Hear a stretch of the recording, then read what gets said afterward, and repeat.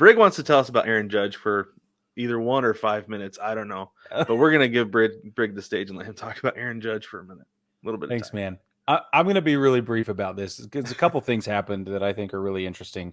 We talked about Nestor Cortez taking the opportunity to name Aaron Judge as the captain, sort of in advance. Rizzo has come out and said that, he and everybody else expects Aaron Judge to stay in pinstripes in New York and be there and be the guy. And he also has now asserted that he'd be the captain. And it would be a shame if during the press conference he doesn't get a bag of money and he isn't named captain all at the same time. Anthony Rizzo believes that is what should happen in that order, all in one shot. I think that's really interesting. But then I was reading some articles and listening to some stuff. And the Starting Nine podcast, which is a really interesting podcast, had Jake Arrieta on the show. And Jake Arrieta said that he says the fact that they booed, I'm quoting Jake Arrieta, he said the fact that they booed Aaron Judge, if I'm him, I'd send them to some place that we're not going to say and say, I'm not coming back here. If you want to boo me after what I just did for you guys, I'm going to the Mets. He says you don't have to boo the guy. You cheer for him when he's in trouble, help boost him up a little bit. He's like, cut it out, man. I'm paraphrasing now, but he says, if I'm Judge, I sign somewhere else.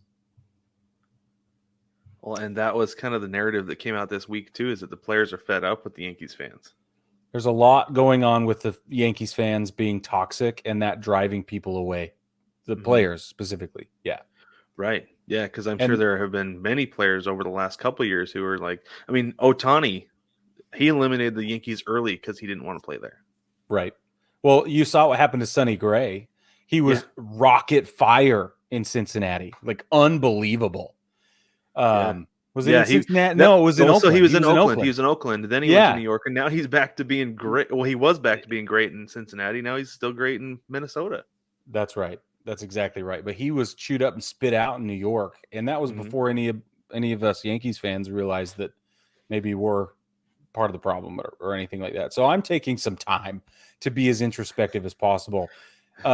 It's funny because a lot of Yankees fans are also coming out and saying like, get over yourself. If you can't handle it, then you don't belong. And I think that there's some real interesting, valid arguments there too. I don't know what the right answer is. It is tough. It is tough because like, I don't want to be the guy who's like, you have to support your players through thick and thin, even though like you kind of do, and I do understand though, like if the product on the field is not up to snuff, there are two things you can do. You can let them know by booing, right? Or you can not show up. Both of which are negative reinforcement. Right. So at what point is not showing up more effective than booing? Because booing is just your vocal displeasure. And the owner's still like with his $100 bills, oh no, they're booing my players.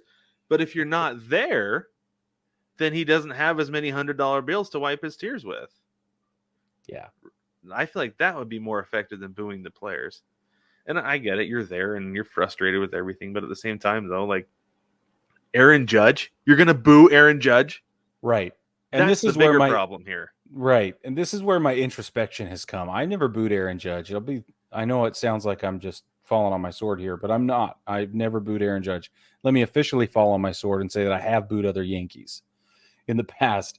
Most notably Tyler Clippard, whose name we almost never mention in my house. Like that's one of the things that we don't do. Can't stand what he did in New York, and specifically in 2016. I'm still hurting. But so I was booing him from my chair and very happy about it. No chagrin whatsoever, no guilt now.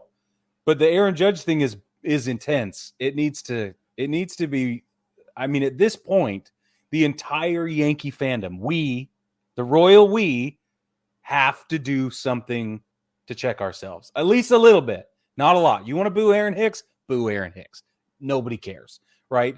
But Judge is a demigod out there, and we want him to be a demigod, and we want him to live on in perpetuity and have memories of him having been a demigod, the way we do with Jeter and the way we still do with Gehrig and the way we do with Ruth and Mantle and Maris, especially this year. Like, that's what we want for Aaron Judge. We need to treat him like that. Because there's a quote that I love that if you treat a man as he is, he will remain as he is. And if you treat a man as he ought to and should be, he will become as he ought to and should be.